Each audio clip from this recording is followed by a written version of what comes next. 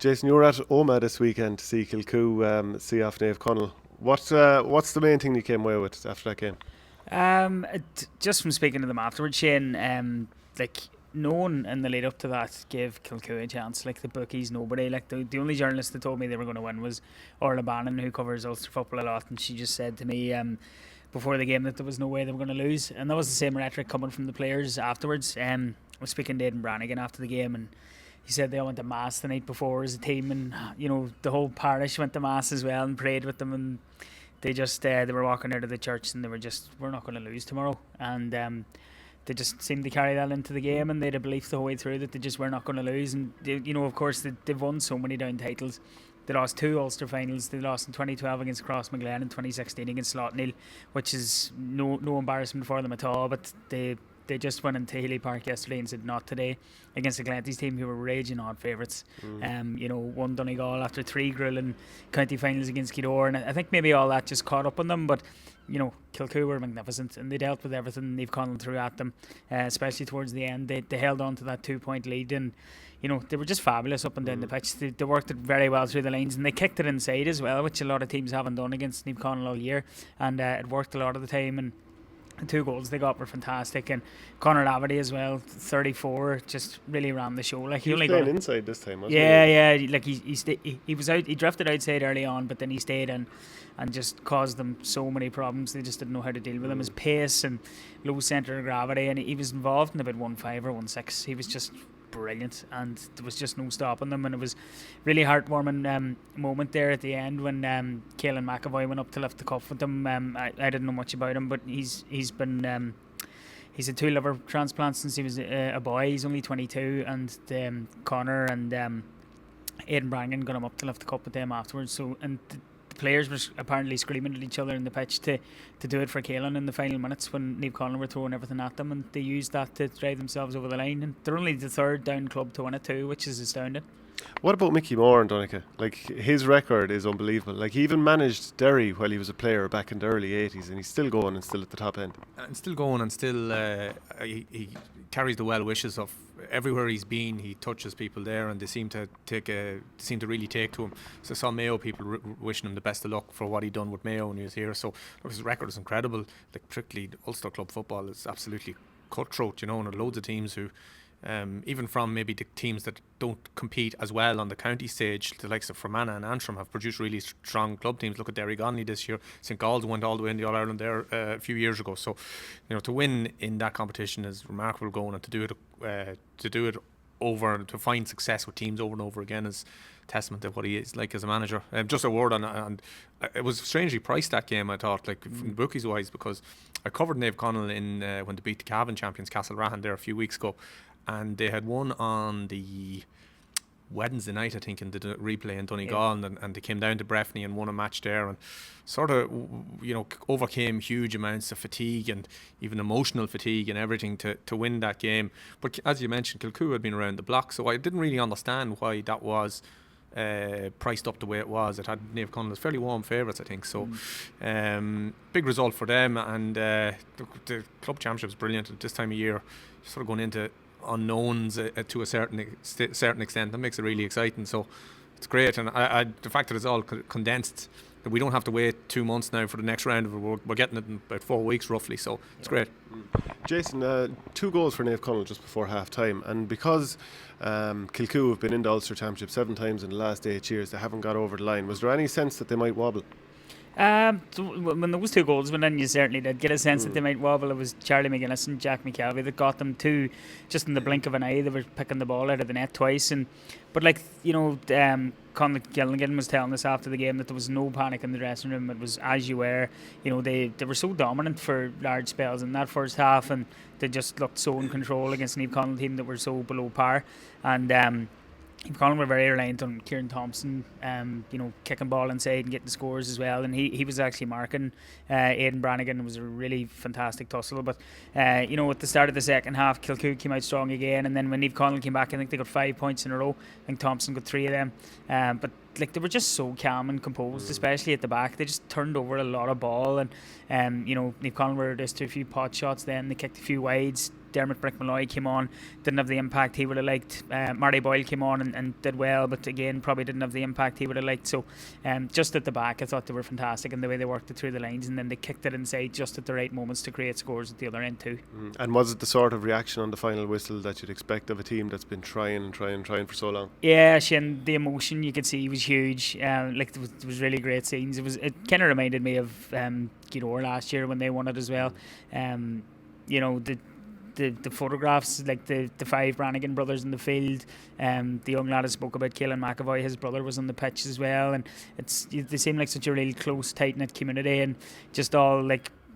You know, as Donnchadh spoke there about Mickey Moore, and like you know, he's just the godfather of Ulster football, and they seem to just, you know, they certainly have him in godlike status there in the Moore Mountains now. That's for sure. I don't know what either of you see it now that you mentioned Gidor, that afterwards Kevin Cassidy sewed the boot into Naomh Conaill by saying, you know, others try and only the best sort of get there, or whatever, referencing the fact that they won it last year and that Naomh Conaill, who beat them in the Donegal final, couldn't do it this year.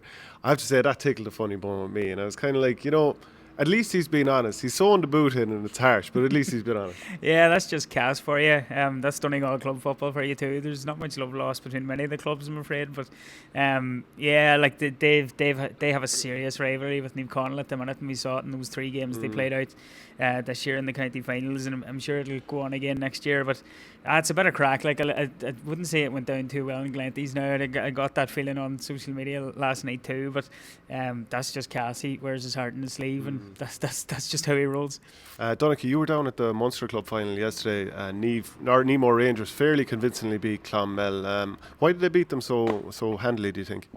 Well, I asked Charlie McGeever that straight after the final whistle, and he was just saying, look, we didn't show up. He put it down to one of those days. You know, it was interesting because, like, I certainly was doing a lot. I think a lot of people were talking about the 2015 final in Mallow there, and how that came about. Michael Quinlivan's brilliant late winner, and sort of maybe hoping for something. When I travelled in Dungarvan, I was sort of hoping for something, maybe not similar, but certainly a tight game. But basically, right from the off, Clonmel actually scored the first point of the game, but they didn't score the second point for another 18 minutes. There was 18 minutes between the first 2 scores, and that was probably a more accurate reflection of the open exchanges, even though it was only 4 points to 2, I think, at that stage. They just couldn't get anything going, and it's the second game in a row that I covered Nemo. I covered them in the Austin Stacks game as well, and I think a lot of people sort of wrote that off because of the circumstances which Stacks came into the game. I don't think they played championship in 7 weeks or something like that, and they weren't the Kerry champions. They had lost, whatever it was. I think they went out after 2 rounds of the county championship in Kerry, but this was the second game in a row that Nemo have won, and they've won pulling up, and they've won convincingly. So the evidence is sort of mounting now that maybe they are going a little bit better than we thought maybe after the Stacks game, because they never gave Clonmel a minute. There was 9 points I think in it at the end. They conceded only 6 points. You know, no one had any complaints about the game afterwards. And the thing about Nemo is that Luke Connolly is an absolutely brilliant footballer, and he was on song yesterday. He got 7 points. Paul Kerrigan, I had him for 5 wides himself, but the two of them, when they play together, they're 2 brilliant forwards. So I think they will. They've Corofin now in the first weekend of January, and I think they'll give themselves a really good chance there. Now I know they've got a bit of a hiding off them there in the 18 club final on Patrick's Day, but they have an awful lot going for them. They have a tight defence. And, you know, Corofin will be expected to deliver, and Nemo will have all the motivation going into that game after that final. So, look, they're in a pretty good spot. You know, they're going to celebrate it. I asked Paul O'Donovan, the Nemo manager, this question afterwards, and I said, look, that's your 17th Munster title. What does that mean to you? And he says, well, look, we'll celebrate hard now, and then we'll get back down to work. But they've won 17 Munster titles on the back of 21 Cork titles, which is an incredible return. Going back to the thing we were saying earlier about club football being so competitive, and, you know, on a given day, and that's in a province with Kerry clubs in it, who, you know, from a football county like Kerry, you'd expect clubs to always be there or thereabouts, but to have that return of 17 from 21 is absolutely incredible. So they're in a good place. And did they shut down the likes of Quinlivan, all the Kennedys? It was Michael Quinlivan sort of split his time between the full forward line and out around the middle, and late in the game, I'd say at this stage there was probably 6 or 7 points between the team, and it was already long done. But he did catch one ball, and he was about to turn and shoot, and he just got hauled down to the floor. Now, it would have made absolutely no difference to the outcome of the game, but to haul them down, give him a 14-yard free, and he tapped it over the bar. And that was actually the only point Quinlivan got. And I'd have Quinlivan down when he's fully fit and ready and all that as one of the best forwards around. Like, he's absolutely top notch. When he's fully fit, but it really blotted him out of the game. And it just Seamus Kennedy tried hard. He's in great physical shape, you can see that, but he just couldn't get his running game going. Clonmel were trying to run the ball through the hands and just couldn't get it, and that's down to what Nemo done. And as I say, it's the second week in a row they've put a team to the sword with absolute minimum fuss. And it's probably more to do with how well Nemo are going at this stage than the teams they've played. So look, they have 4 weeks and it's a free shot for them as well, which is a very unusual place for a club like Nemo to be in, because everyone expects Corofin to do it, and rightly so, because the form they've been in has been absolutely excellent. But they can roll into that game now and give it a rattle, and I have a feeling that's going to be a really good game. Do you see any reason why Corofin won't do the 3 in a row? Like, the teams that are left are Kilcoo, Nemo, Ballyboden and Airog. Yeah.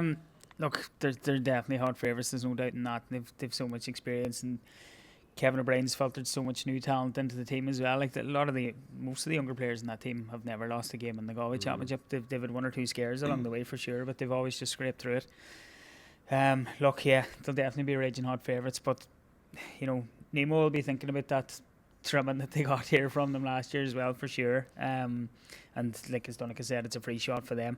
Ballyboden and Airog could throw up anything now next weekend. You just don't know what's going to happen there. And it's a free shot for Kilcoo as well against whoever comes out of Leinster on January 4th or 5th too. And they'll definitely have no fear coming into an All-Ireland semi-final. They'll just be riding on this wave of emotion that they're coming down from yesterday too. So look, Corofin definitely a hard favourite, Shane, but you never know in club football. Newer clubs are kind of in a better position than they would have been, because they don't have the big massive gap to negotiate, which caught out loads of first-time provincial champions in the past. Now it's literally 4 weeks. So if you take a week off, then you train for 3 weeks and you're into it. So that should help, particularly new teams coming through, that they don't have to jump that hurdle. TJ Reid said it was crazy because he's like, you don't even get a Christmas anymore. Because you'd start to wonder, for someone like him, when do you actually get a break? He went all the way to March last year, straight into Intercounty, straight into club, and it'll be the league straight away. If they win the All-Ireland, just straight back into the league again. So I know it's changing again for next year, and they're going to try and bring the All-Ireland club final into the previous calendar year. But it just seems like it's rolling on endlessly for players like him. Yeah, but no matter what way you do it, there's always going to be someone like that who, if you're a county player and your club goes all the way to Patrick's Day as it would have been, or under the new system which has it at the end of January, or the next system which will have it at the end of December, either way you're going straight back in with there's a team waiting on you to come back. So I think that's going to come down to players and clubs to be sensible about what to do with their and counties, and to be sensible what to do with their bodies, in terms of, like, I think if TJ Reid was your player and you needed to give him 2 or 3 weeks off just to give him the best chance of being a top former in the summer, I think you'd be foolish not to. And I'm sure Kilkenny will, and that goes for all the other clubs and teams and players out there, that they're not going to flog those guys when they have to go late into the season with their club. I think the people will adopt a sensible approach. I think clubs and counties are much better at that now than they were maybe 10 years ago. I remember last year as well, or this year, sorry, in Galway, Kevin Walsh drafted the Corofin players in and out of disease when they had that long gap to wait before an All-Ireland semi-final as well. I think they were training with the Galway squad for the FBD League, and a couple of them featured in one or two of the squads for the League too before they went back in to get ready for the All-Ireland semi-final. And I thought that was a good idea from Kevin Walsh, just to kind of give them a break from the monotonous slog that goes through with that wait before an All-Ireland semi-final with the club. But of course that's all gone now, and rightly so. Cheers, lads. Thanks very much. Thanks, Shane. All right.